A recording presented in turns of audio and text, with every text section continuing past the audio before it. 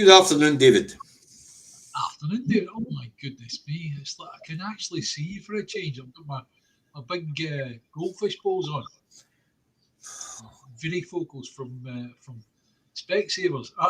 There are other opticians available, by the way. These are expensive. I've got them coming tomorrow morning. I'm sick of the varifocals, and I'm going to get them to give me a pair of bifocals. That's what I Cool. Tell you what, seeing it's a Monday and I can't be asked. You read out who's in. Go away. Go on with it. Go on with it. All I do is I go, hi guys. I want to know who's in. Get on with it. Tina Chalmers, Robert Bruce, City Flyer, Islamatos. It keeps moving on me. You know, since somebody a blown stroke to do this. Ella Butterfly, whatever that was. Chaos. That's right, dude. I can't. Okay. There's Ange. There's Ange. I've got Ange. Right, I'll do it. All right, Duncan. He's saying to me, saying, "Get out of my pub." Right, let's go on this. Good afternoon, Duncan. Hello, Margaret. Hello, the Scratcher. Hey, Chris Fisher. Who we got? William Watson. Hey, we've got Margaret Mackay. Ellie Chaos is in. Ali Minton's in. Robert Bruce is in. Rosalind McGregor's in. John Baxter's in. Kirsty Hamill's in. Jane McClug's in. Stephen Kelly's in. Stephen, sorry I couldn't talk to you last night, mate, but I'm at work in the evenings. David does that to me a lot, and all phones me up and say, David, I'm at work. I don't care. You're standing and listen to me. You're not your work. Islam Eve is in. Alan Duncan's in. Francis McKenna's in. Angie's at work. Rosie McGregor's in. Stephen Nichols in. Eddie Wolfie's in. Stephen Banker's in. Jeanette's in. And we'll get Christina. Hi, Christina, you're there in Fife. Hi, Christina. Stephen McNeil's in. Eddie Wolfie's in. I can't do that's enough, eh? Right, David, let's get this underway. Yeah, just a brief word on that, right? It's like if any of you could actually see me writing a post. But some of the posts I've got are quite long, right? I do apologise about that. It's like you laugh your head off because it takes me ages. Doesn't it take you fucking long enough? You're putting out 4 or 5 a day.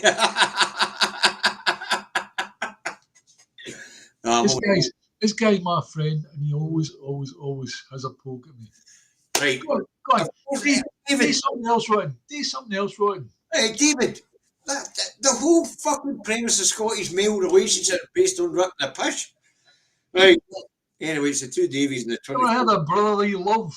I was talking about that this morning. It's called solidarity, you spanner. Shut up. Right, well, it's going to be one of the ones, folks. Now, the first story, it's the 24th of the 11th, 2025 at Two Davies. Now, the first one's a story of intrigue, deception, and political manipulation, which failed. But the actual story behind this is quite dirty, folks, and it's really important to emphasise that. And it's the headline I've put in this one is Douglas Alexander makes an arse of. Made an arse of by Sir Keir Starmer. Now, when you know the intrigues and the machinations of this story, folks, you realise how really dirty politics can be. Really dirty, and it is serious, folks. Now, what's this story all about? Well, 7 months ago, remember, folks, that petrochemicals and oils and energy are reserved. 7 months ago, ExxonMobil went to the Westminster government and said to them, we're going to have to shut the Westmoreland plant. It's not making money and we can't make money. So Westminster apparently had the heads up and were very discourteous and didn't tell the Scottish government or the Scottish people what was going to happen. They also told ExxonMobil to keep their mouth shut. So let's fast forward for 6 months when it's made public by ExxonMobil that they intend to shut the Mossmorton plant. The Scottish Government spring to action, and the Finance Minister, Kate Forbes, writes to the Scottish Secretary, Douglas Alexander, to ask the UK Government to step in and bail the plant out. Douglas Alexander went to the UK Government and asked them to bail the plant out. To his surprise, he's also told, oh, we've been talking to Mossmorton for 6 months and it's not financially viable and the UK Government does not intend to invest. Go back and tell the Scottish Government that the UK Government won't get involved, but also tell them to butt out that Fife Council will take the lead on a task force for the workers at Mossmorton. So Douglas Alexander, bit shocked himself, writes back to Kate Forbes and says they're not going to help Kate. And by the way, because it's a local issue, it's devolved to councils. The council will supply the task force. So of course, Kate and the Scottish Government take a step back. Fast forward to Wednesday's Prime Minister's questions last week, when Mr. Starmer is being quizzed on the Mossmorton situation. And of course, it then comes to light that they have known about the situation for 7 months and have not been courteous enough to tell the Scottish Government of the situation. And that the UK Government will be supplying a task force to help the workers at Mossmorton. Now, David, you and I know what these task force do, but we'll get there in a wee minute. Anyway, because of the deception, Kate Forbes is quick off the mark because what Starmer actually said was that the UK Government will support the workers at Mossmorton. Well, Kate went one step further. She took that wee bit of information that she'd now been garnered and announced a Scottish Government task force to assist the workers at Mossmorton. So the deception was that Fife were going to take the lead and the UK Government was going to step in and say, Scottish Government did fuck all, but here we are to back these people up, even though they'd been the ones that had refused them funding to keep their jobs going. So it was a horrible, dirty, snide story, which comes to a culmination today where they've agreed that they will now, instead of having two soap boxes pointing to the job centre for these work centres, there will be a single joint soap box where will the Scottish Minister and the Scottish Secretary standing there pointing the way to the job centre. Now, Fife Council, where do they come in here? Well, they never come in here. The councils don't have spare cash to set up task force. So how many pupils, workers are we talking about at Mossmorton? How many people are we talking? Well, we're talking about the employees. There are 400 of them. But then nobody's talking about the hundreds of jobs in the supply chain, of course.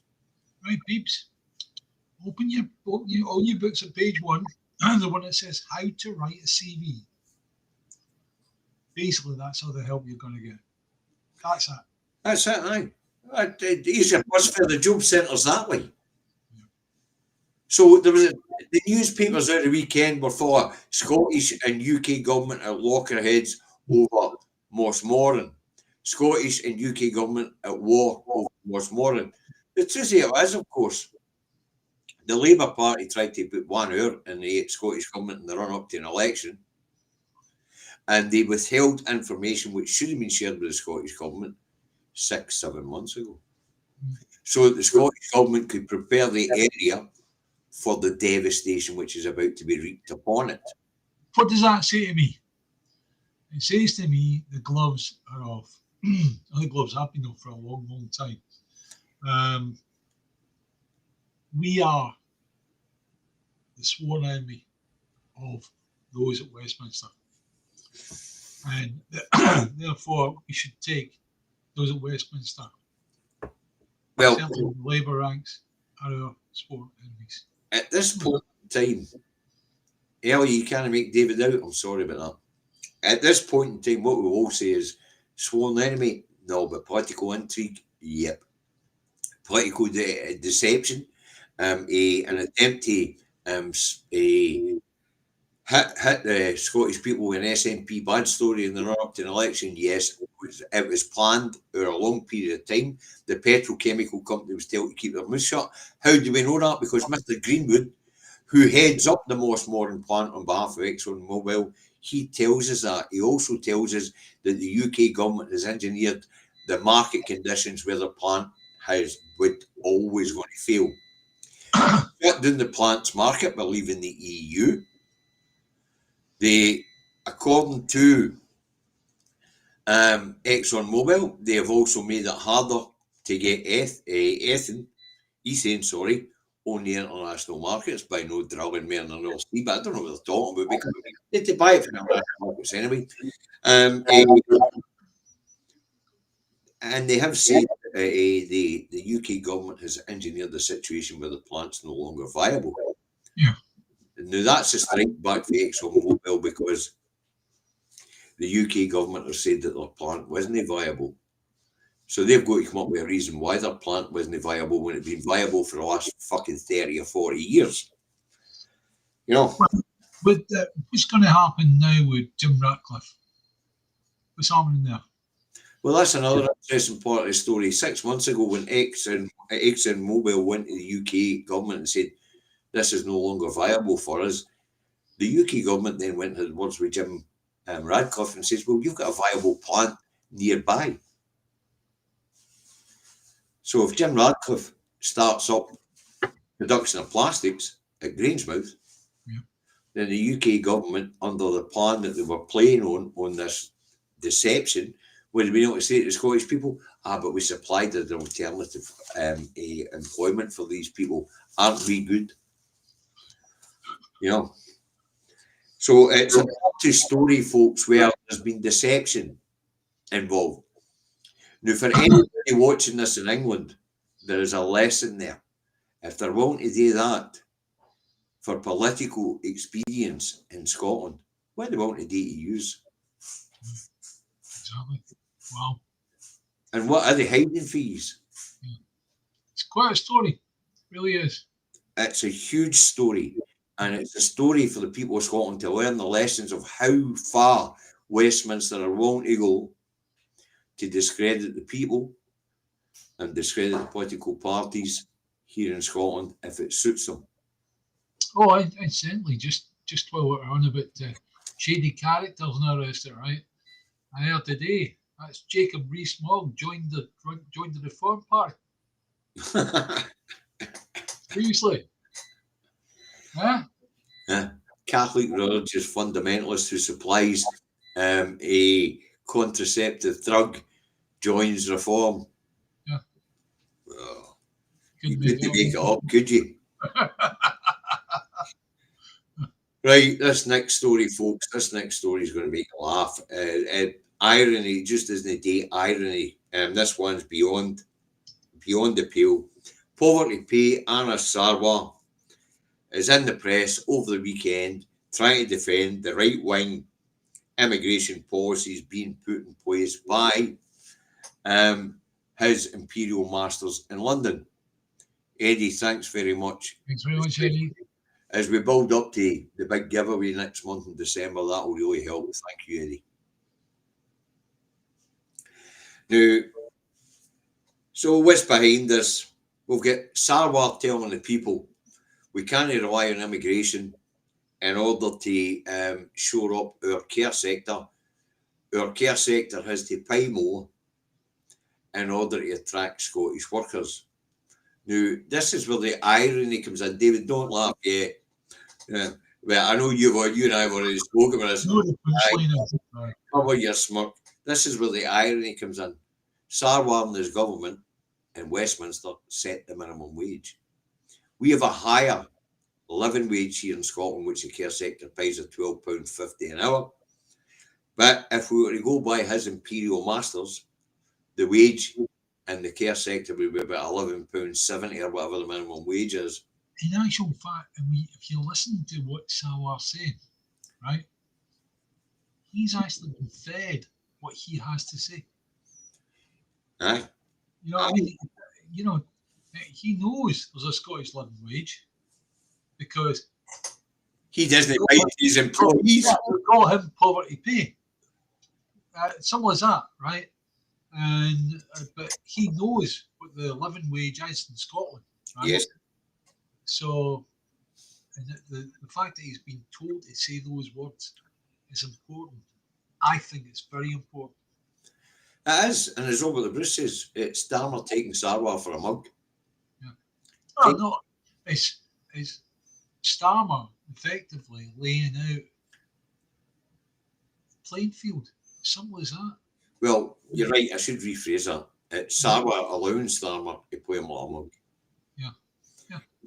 We watched it with the Grangemouth thing. Yeah. We watched it with the Waspy women thing. We watched it with the 2 child cap thing.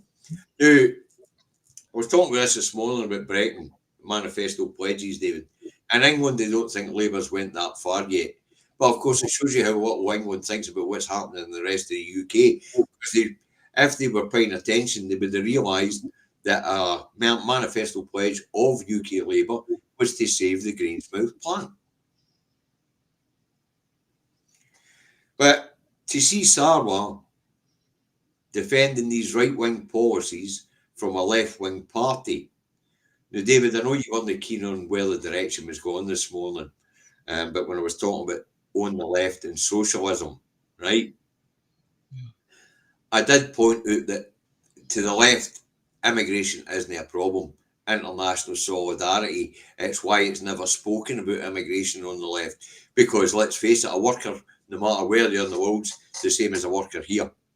And we must protect each other's rights. Yeah. Okay, but to hear this man, a second or third generation immigration, actually stand up for these right-wing, regressive, economy-killing immigration policies is fucking galling, David. Yes, otherwise. No. You and I being old enough to know what the left really is. Yes. Yeah. In actual fact, the wee guy, I would say that the only left-wing MP that I remember is a wee guy called Skinner. Aye. He sat in the House of Commons, and when the SNP got elected, he said, "Oh, I'll move over." Aye. And they said to him, "No, you stay where you are, right?" And honestly, man, he was fucking excellent. He really was. He was brilliant, Skinner. Yeah. A real class act. Yeah. As I say, but to watch you and I being of the left, yeah. And fuck me, I even admitted to being a socialist this morning, at one point.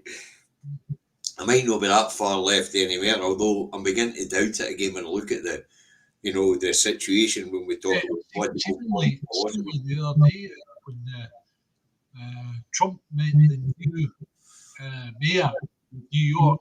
Aye. Mandani. Aye, Mandani. He was singing. Trump was singing Bernie Sanders' praises, and I went, no. That's what Trump is. Whoever he's talking to at the time, he'll bend to their idealism until they walk away, and then he reverts to nature. Yeah, I know. But as I say, folks, the reason for this particular segment was to get it fixed in your mind. Scotland is a left-leaning country, and we have a history of socialism. Yeah, that's something I just saw up there was just beware. That's what to expect if someone ever became the first minister, right? Yep. If Scotland was to somehow vote in the Labour as late and Salwar became first minister, oh man, honestly, just forget it. Seriously. But David, for people, especially for us that grew up in the tail end of the 60s, were born in the 60s, grew up through the 70s, seen the turmoil in the socialist movement and things like that at the time. Nonsense. And watched Solari the Cat here can verify this. He's not a bad source for us, and City Flyer as well. And maybe, in the 70s, we had to put in this sort of nonsense before. with the rise of the right. Sorry, guys, I made myself some soup. I mean, that's why we had a rock against racism and things like that to put down the BNP, remember all that stuff? You know, but here we have a so-called Labour leader in Scotland backing up a right-wing policies to clamp down on international solidarity and worker rights. Yeah. That's exactly what it is, and it's fucking galling. Now, let's move on to a nice wee bit of propaganda, shall we, David? Oh, then, I'm always up for a wee bit of propaganda. The UK COVID inquiry report has hit. Oh, yeah, they had to find something to say against Nicola. They did to find something negative because it was absolutely amazing right through that. In actual fact, I had people that I know at the Venus and saying, hey, Nicola's doing well. And I say, that's good, you know. So the interesting thing was when you get the Scottish section of it, there's only one criticism of Nicola that the press could pick up on, and that was that the good Baroness Hallett, she had said that Nicola could sometimes be a wee bit selective on the ministers she allowed to voice her opinion on any particular subject. Why is that? Because it wasn't in their fucking brief. That's right. Go ahead, explain that further. What Baroness Hallett said was that Nicola tended to use a tight group of advisors and ministers and would sometimes exclude some ministers from decision making. And that's correct, because if that wasn't in the minister's brief and they'd no expertise to offer, they weren't invited to the fucking table. That's right. I mean, the example you gave was transport minister. If it wasn't to do with transport, then go away. Go away. You've got nothing to contribute here. No. So if it was something to do with health, which it generally was, then the health minister, Jean Freeman, would be involved.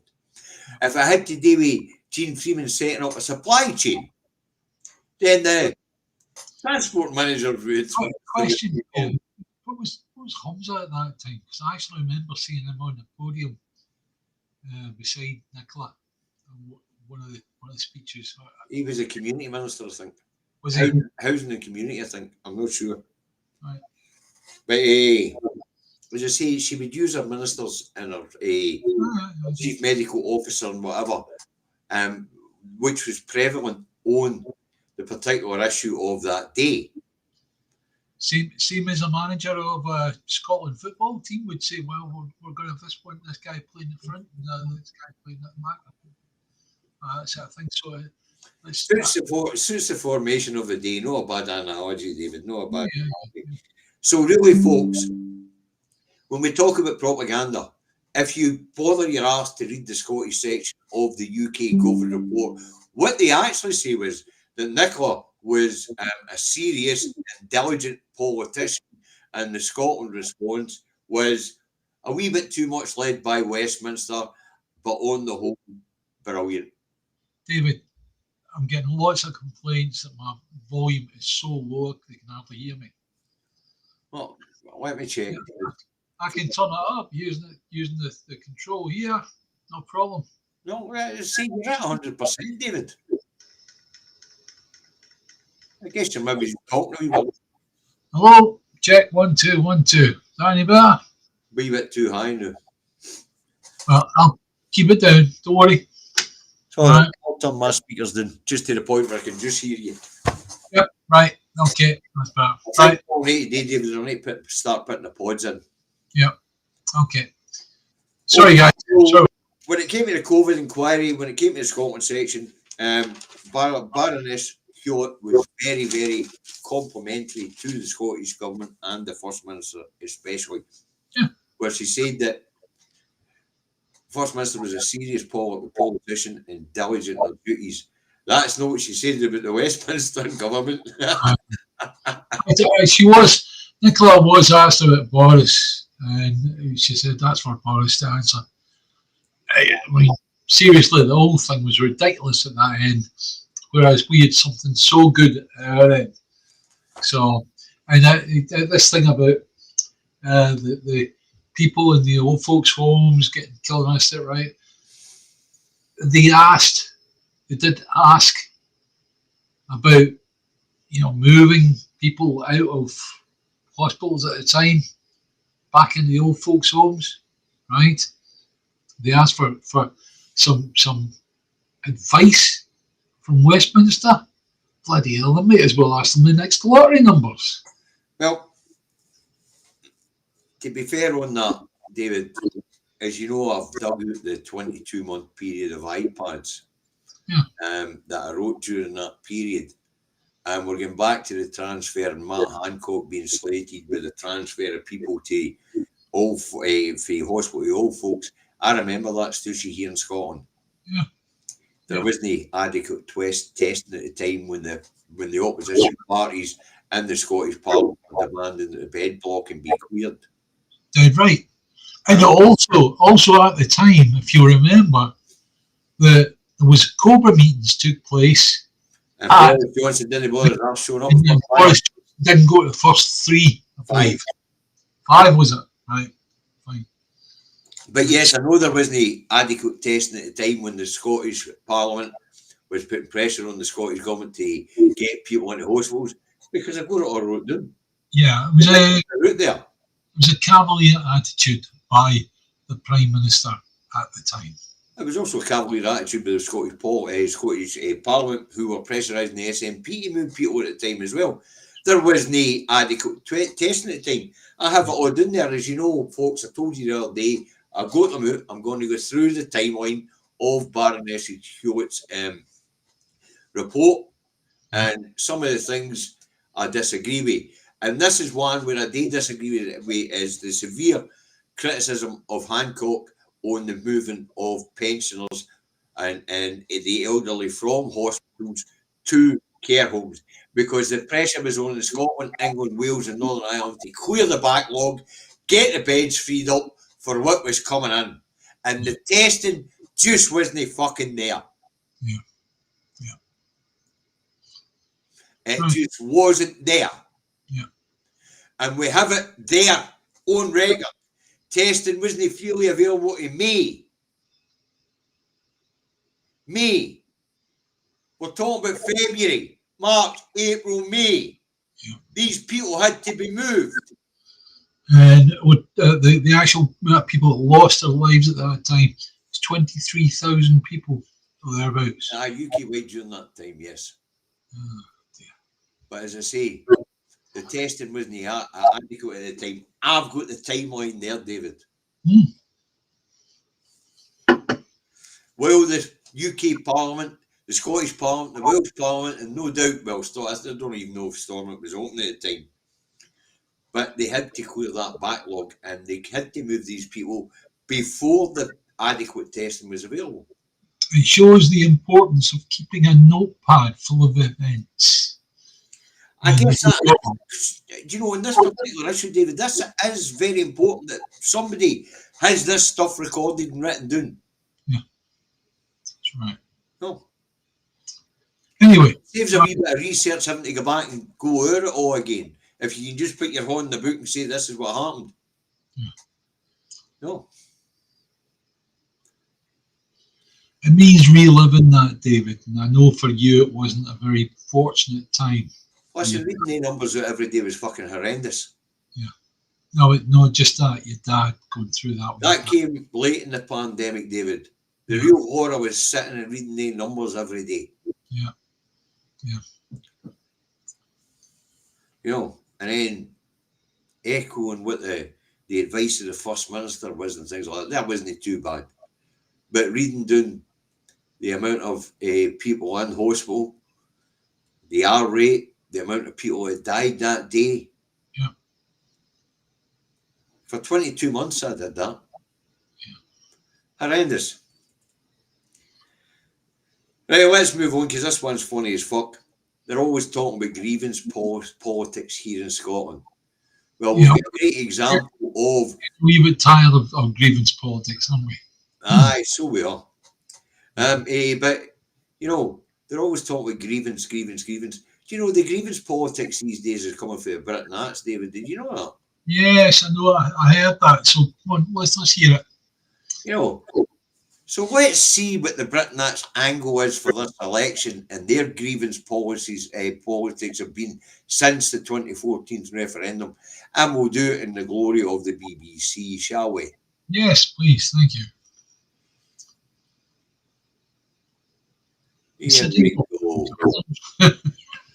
Listening to this programme right now are saying, how dare you make this all about independence again? We so badly want this election to be about health, to be about education, to be about our standards of living and all of that. And here we go again. What do you say to them?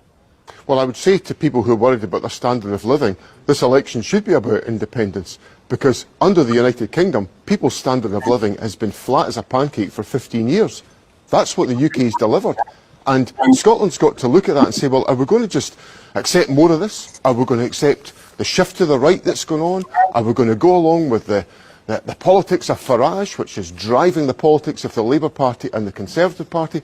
Or is Scotland going to have a different future? And what we can see on so many core issues about of education, where we've got record levels of literacy and numeracy in our schools, great exam results from our children and young people, we've got health service, we've got waiting times and waiting lists coming down, we've got GP numbers going up, we're building more houses and affordable houses in Scotland than any other part of the United Kingdom per head of the population. So self-government works for the people of Scotland. And what I'm saying is, if we want to improve living standards, if we want to make people wealthier, live in a fairer country, let's have the choice about independence so we can build on the self-government that Scotland is currently very effectively delivering under an SNP government.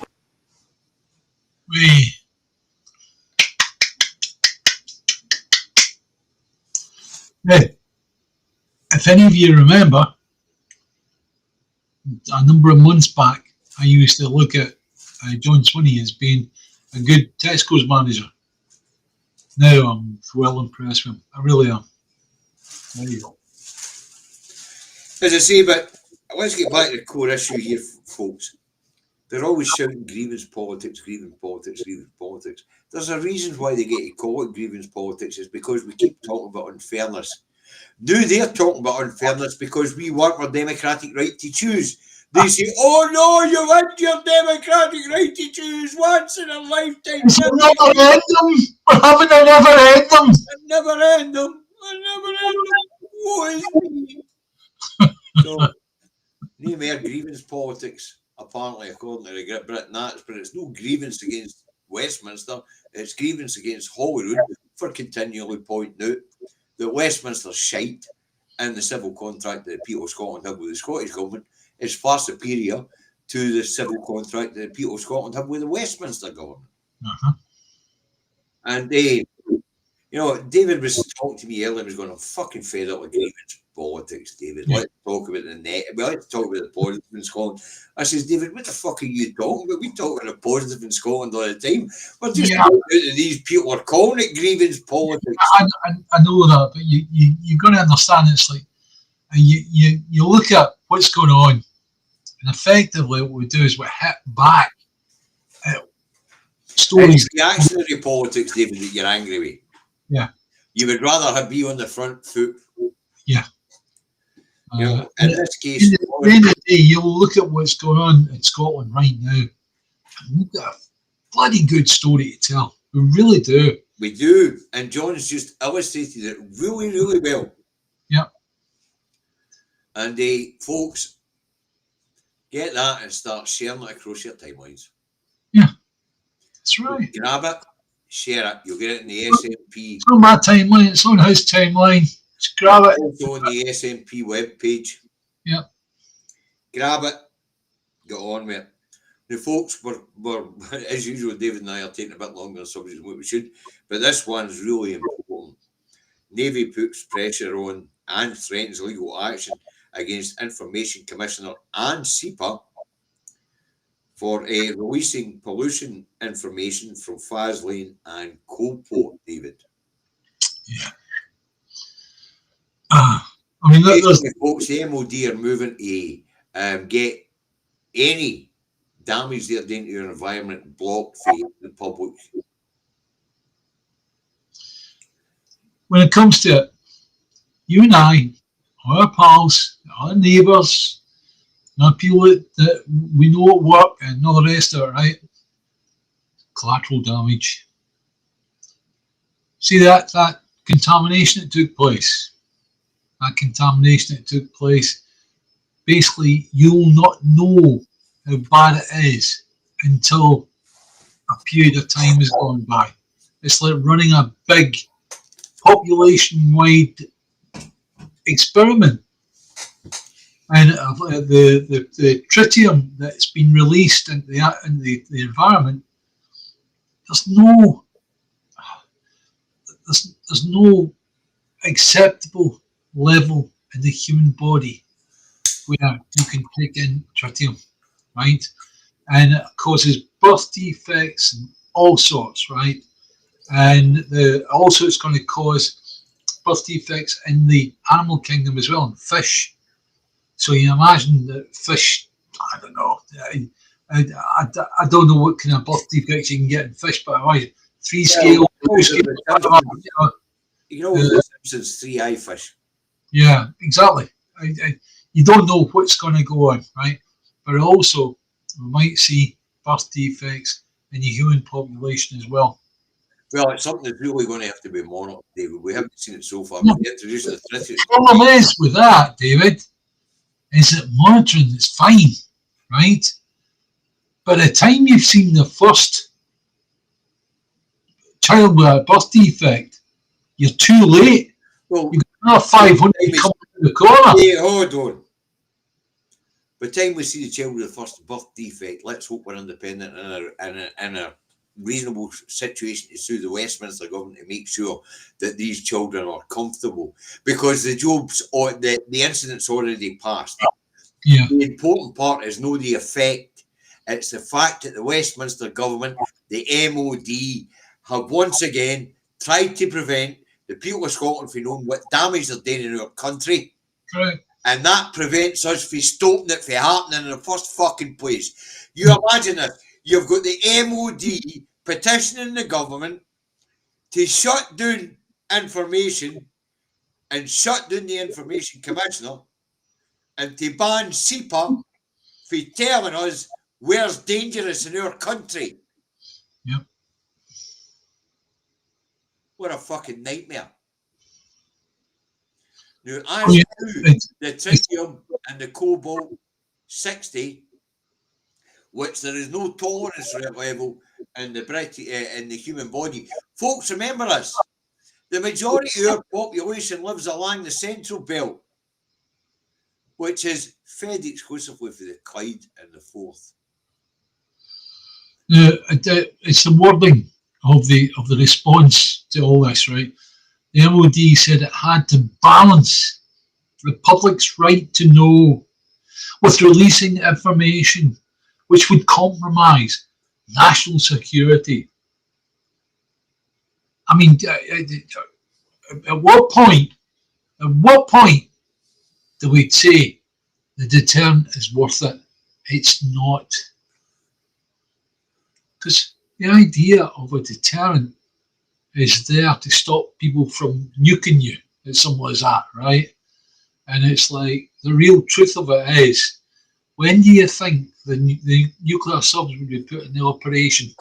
What would happen is we get nuked, and then what would happen is some frightened sailors somewhere out there in the sea would be heading for wherever in order to release weapons of mass murder on some other unsuspecting. I think you're missing the point here, David, and you brought this story up. According to what we're being told, we're already being fucking nuked and they don't want us to know.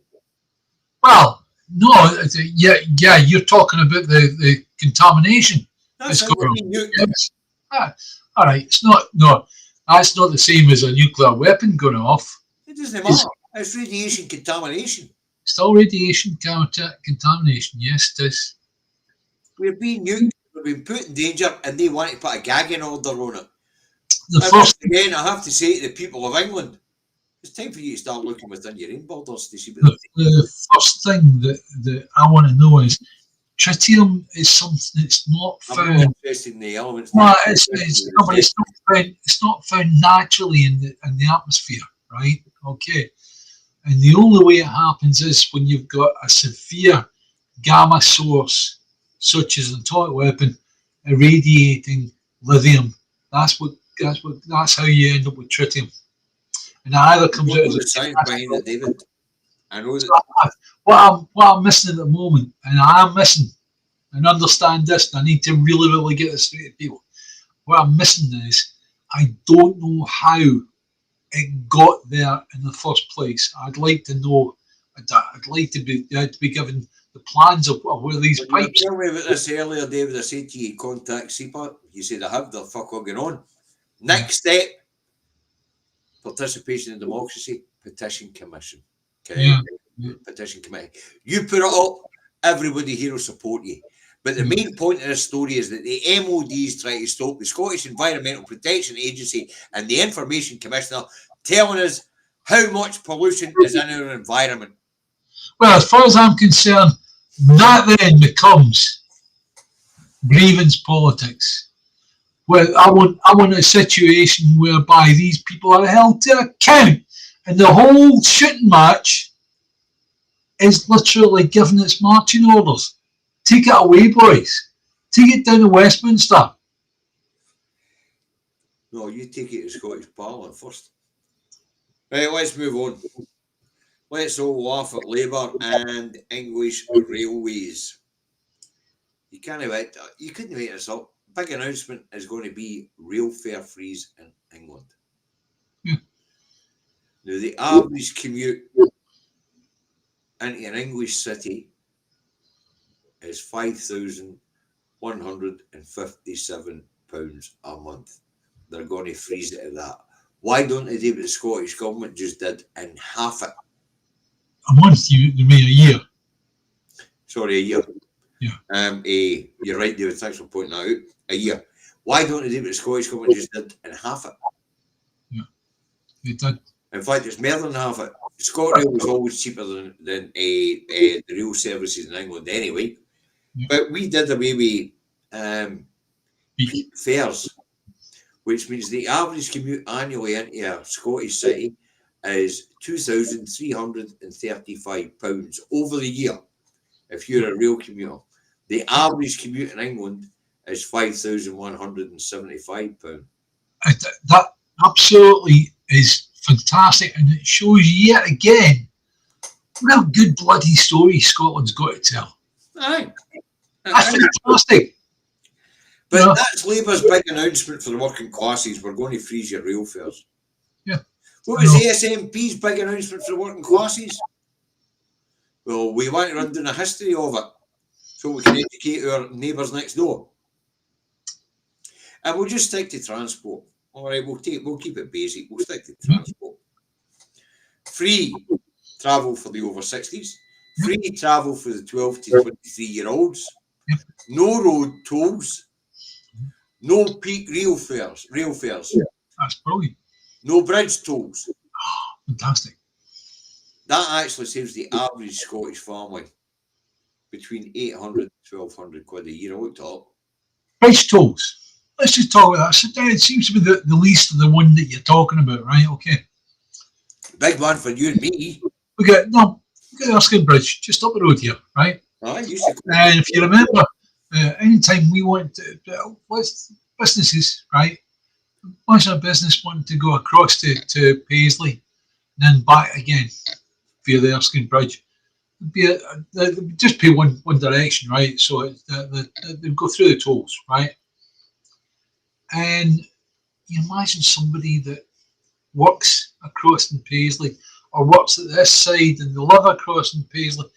It was an awful situation. It really was. Right.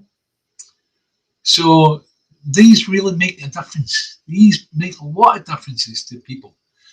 The one thing that's missing, by the way, I've got to point out, is still our public transport links between Paisley and Clydebank. We need something properly sorted out there. One thing at a time, David, but well, no, that's thousands of pounds That's been asked for a long period of time. Yep, and no doubt it's on the agenda, David. The best thing that could possibly happen is where we take the bus services back into public ownership. Well, you know that we passed, the ASNP passed a law to let them do that. Yeah. You know, it's up to them then, isn't it? Yeah. But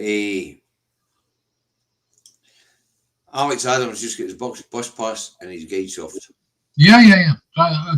Alex, no arguments on that, but it would be a lot better. A lot of these routes and all the rest of it, instead of being run for profit. Right, I'll tell you what, David. Run for expediency. Sorry, Dave. Based on our audience base, do you think Alex is 12 or 60? I don't know. It might be 12. Happy 60th birthday, Alex.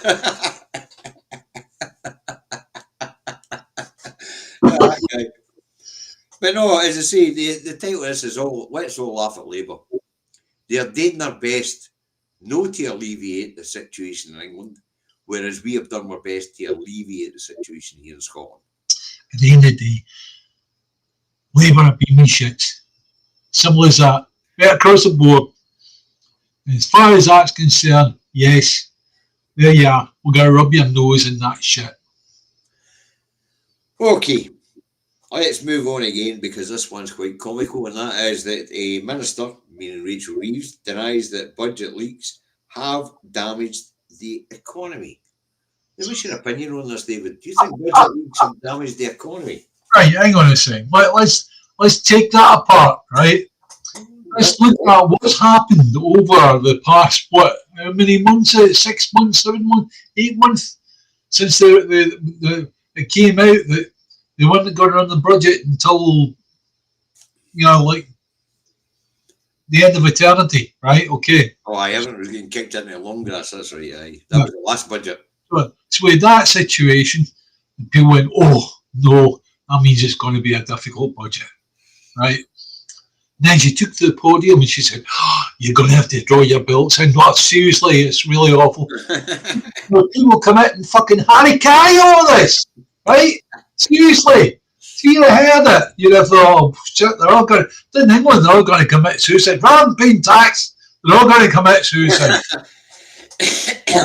Then I mean, at the end of the day, it means that Rachel Reeves, when it comes to the budget, she can do what she likes. Aye, say management. Alacrity, when it comes to alacrity, is a good word.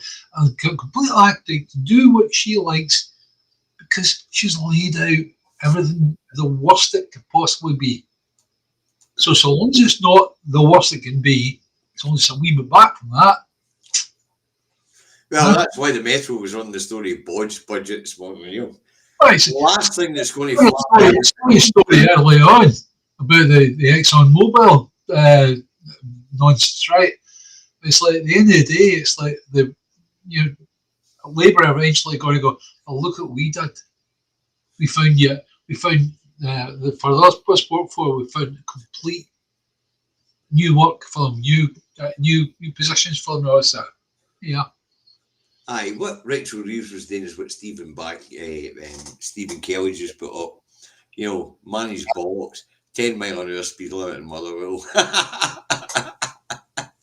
That's exactly what she's done. She is Manny's bollocks. And to be fair to Rachel, for account, she's done it not too bad, David.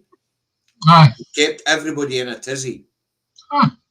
She's done a Boris Johnson, one dead cat on the table after another. Yeah. And it's been quite interesting to watch, because as you spotted right away, you've said it twice now on a couple of Two Davies shows, when we talk about budget speculation, it's management of expectations. Sorry. And who would have thought that Rachel Reeves was capable of good management? It just means that when she was a wee young lass, before she had a proper job, she had a Saturday job working in a blooming furniture store, because they are good at doing management of expectations. Certainly, Mrs. McLaughlin, you can have your suite. The 12 weeks, so oh, well, that's all. Do you know do any fast? Oh, try our hardest. Aye. Right? Shows up And to they know for a fact they can deliver it in 6 weeks. But as thing come out, it's 9 weeks. And Mr. McGlover says, oh, thank you. That was wonderful service. Aye. It's a great analogy, David, because that's exactly what's going on here. Yep. So, folks, you have to realise that when it comes to political intrigue, there's all different ways of doing it. We've spoke about a few today. We spoke about the beginning of the programme about a political deception and manipulation. Now we're talking about a management population and their expectations. And these are all intricacies of the political system, and people who manage it well, they will. Now, I'm no one for praising Rachel because she's made a lot of mistakes, but the way she's handled this budget and how it will be managed to make sure that the people don't take it so hard as what it's going to be has been masterful, David. Yeah. It really is. Now, you and I have been watching this stuff for a lot of years. This is as good as it used to be in the 70s and 80s. There was I haven't got time in a moment, but there's a wee joke that actually goes with that. And it's about a guy looking after a bloke's mother at home, right? And she ends up dying, and she says, oh, she's dead. Oh, can you not have told me better than that? You know, like the cat, you know. The cat was up top of the roof, and unfortunately, the cat got a wee bit too close to the edge, and it fell off. And we did care for it for a few days, and eventually, can you not told me like that? And he says, oh, how's my mother? Oh, well, she's up on top of the roof. You had to mention cats, didn't you? You're about to need the tail here, boys.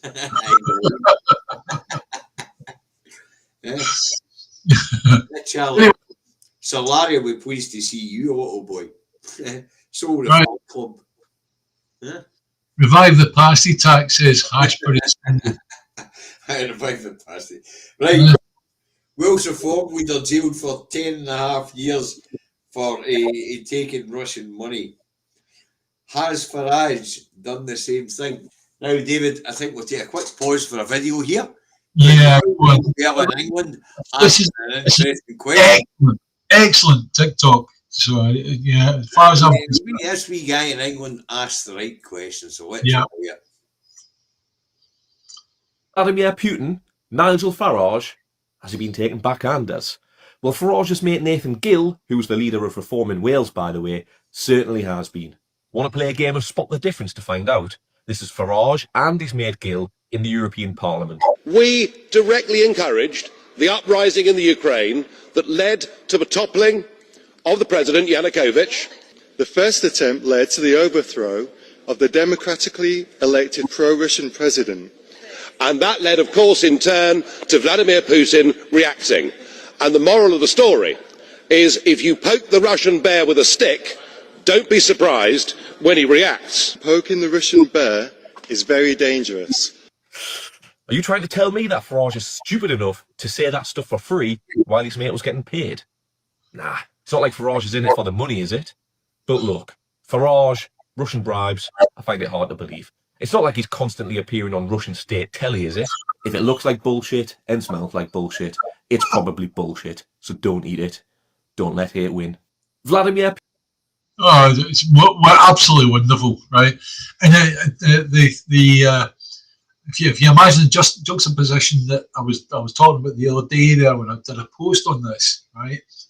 Like Putin, at the end of the day, he's tangled with Trump, right?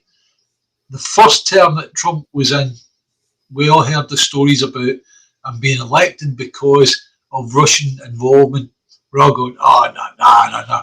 And it got in his second term, we all went, oh, yeah. You can see it. Especially the last meeting they had in Alaska, where Putin said, no, I'm not doing it, right? And that was it. And seriously, it's like you knew then that Trump was Putin's fiddle, right? Well, then you get a situation where Nigel Farage has been going across America to act as a cheerleader for Trump, right? And then also, Farage at the same time says his favourite world leader is none other than Putin. And we had beforehand we had a situation with Boris and Lebedev, Lord Lebedev of Siberia, that's in the House of Lords. That's the very challenge. Yeah. And his dog's called Boris. And don't forget the Bunga Bunga parties. Yeah, yeah. But no, I thought we'd throw that in for a bit of comedy value there, because what's the phrase? They're all pissing in the same bucket, aren't they? well, there's no them pissing the one without getting paid. True, absolutely. And it's wee super chat there for Kazi. Karen, thank you. Thank you, Come for the food bank. Sorry so much. It is more than enough. Yeah, thank you, darling. That's great. It could be a penny, Kaz. Yeah. It all helps. And folks, if you're watching this channel for the very first time, and I can see a few names I don't recognise, we don't make money from the channel.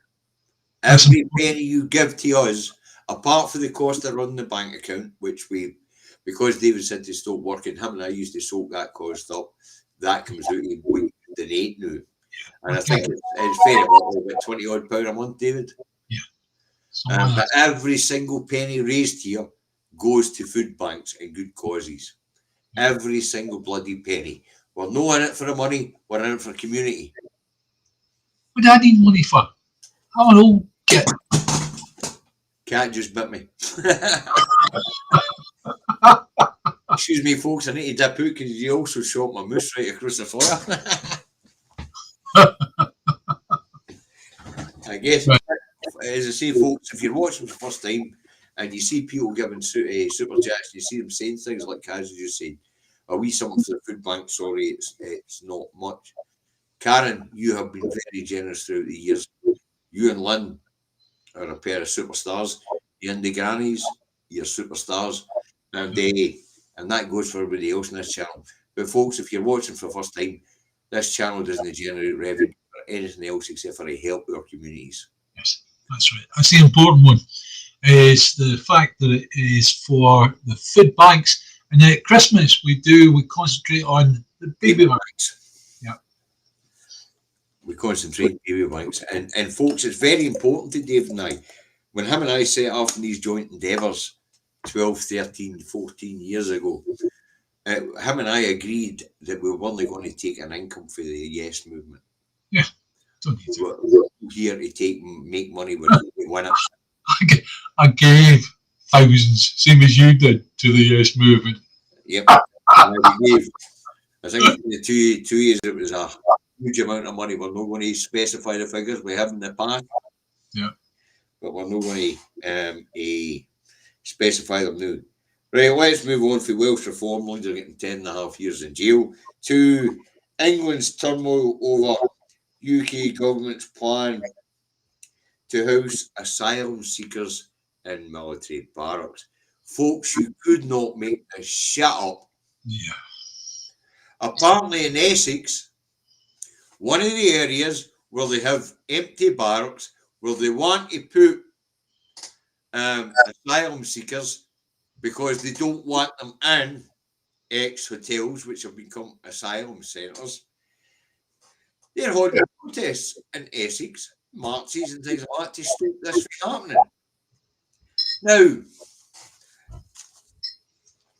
when the press got aware of this, they went and spoke to made-up character called Nigel St. John Smith, and he was asked why he doesn't want these people in the area. Hello there. This is BBC. Your name is Nigel St. John Smith. There we are. Yeah. Nigel, why don't you want asylum seekers being housed in barracks in your area? Well, Nigel replied, because my wife's hobby is shouting at fucking asylum hotels, and my hobby's painting fucking roundabouts. And he going, he's like, did you know no more shoots at hotels and my dad paints roundabouts? You couldn't make it up. They don't want them living in their communities, and you don't want them living in the countryside next to their communities. No, the thing is, I don't want knuckle draggers living in my communities. I'll have the people that turn up in the small boats. I don't want knuckle draggers. And I definitely don't want billionaires that turn up in blooming small executive airplanes either. No. But you couldn't make it up, could you? Oh no, we don't want these hotels in our communities. Oh, by the way, we don't want them in barracks in our communities either. Where do you want to put them, you fuckwits? I assure you, the best idea of all is when they come in, get them a license to blow and start working straight away. Right? If they're capable, let them do it. And apparently St John Smythe was Roger Moore's secret name in the scene. Well, St John, I'm afraid we're going to send some asylum seekers into your St John Smythe community. Ah! What the fuck happened to international solidarity, you bunch of fucking left-wing wankers? Oh dear. Oh, you couldn't make up. You know, Essex flag shaggers says on Sir Larry and the Cat. Oh, you couldn't make up. Honestly, folks, next door's as mad as a fucking blow. I wish there was some way we could actually get through all the noise that's coming off of the reform and off other political setups like that. We need to get through that. We require these people. Yes, we need these. We need every one of them. Every single one of them. We right? need $1 million a year plus. Yeah. It's 500,000 in Bahrain, fuck off. Or what they like to call Bahrain. It's actually about fucking 50,000 here in Scotland and 450,000 for the rest of the UK. But we need Bahrain to stay. And in order for them to stay, we need to give them opportunities. Right, David, we're out of the time, but I'm still going to press on because I'm not working today. Oh. Are you alright for a couple of minutes, or do you need to fuck off? I'm fine. I'm alright for Right, this. Israel expands conflict as it runs out of options in Gaza.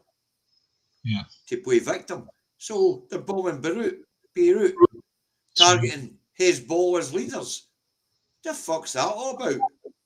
Well, they did say they were going to they're going to have a go at all these different places, right? If you look at the Americans, they've attacked six different countries in 5 years or something like that, right? And it's like Israel are just going ahead and saying, right, okay, we're going to have a go as well, knowing for a fact that their big brother with nuclear weapons and all the blooming aircraft carriers and flotillas and all this stuff will back them up. I think it's starting to fade actually as Trump becomes less and less of a thing, and as APAC becomes less and less of a thing in America. I think we can actually see the American people being led by the Jewish community in New York turn on this idea. Well, when push comes to shove, America still has the military-industrial complex. Yes, it most certainly has. And it means that the moment they become very, very weak, Trump starts to blooming fall apart in terms of leadership, then they become very, very dangerous indeed, because Trump will give them a few silly orders. Well, I'm glad you mentioned Trump, because that brings it into focus on the last issue, and that is Trump and Ukraine. Yeah. And it would appear that the Ukrainian peace deal, the Russia-Ukrainian peace deal that Trump has been offered, has been roundly rejected by the EU and the UK as having been written in Russia. Yeah. Yes. But as you have been quite rightly stating, for as long as I've been pulling my hair out with you and I discussing this stuff, Trump is definitely a Russian asset. Oh, you admit it now.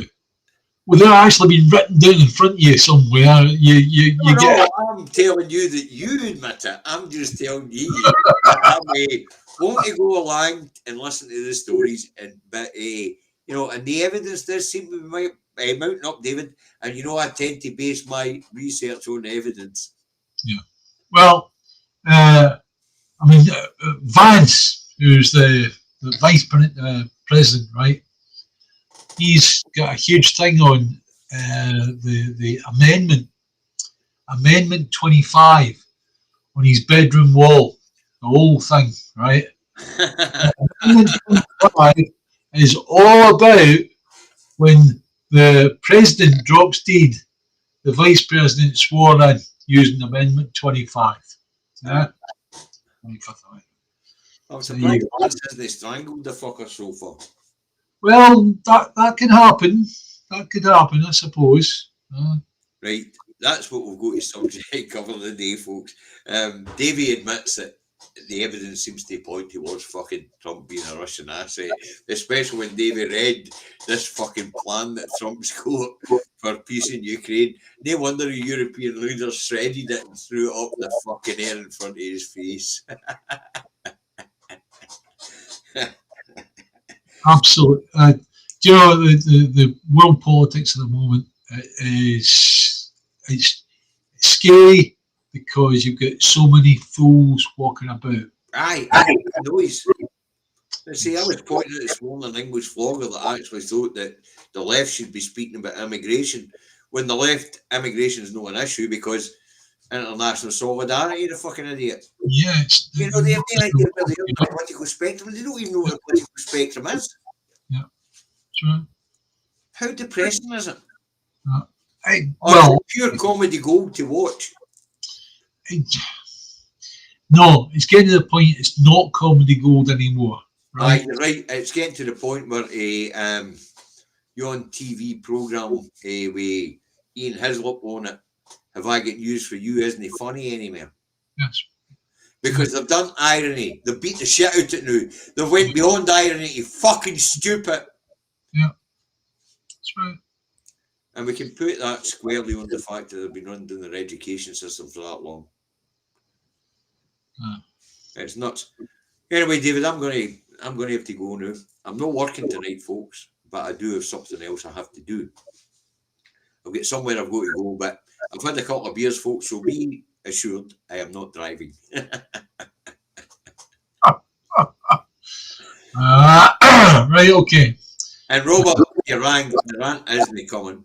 That was just a wee bit stern, telling off for the people on these islands the dangers of dumb and doing your people. Right. Anyway, guys, time for independence, independence, independence, and eyes on the prize. But actually, the time for independence was yesterday. But you've always got to keep your eyes on the prize. But David, keep banging that drum because it's important. Because yesterday wasn't achieved. So tomorrow's the goal.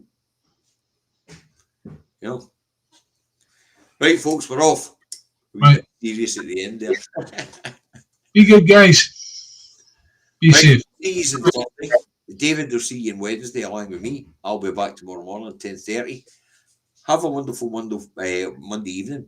I won't. I'll have an average Monday evening.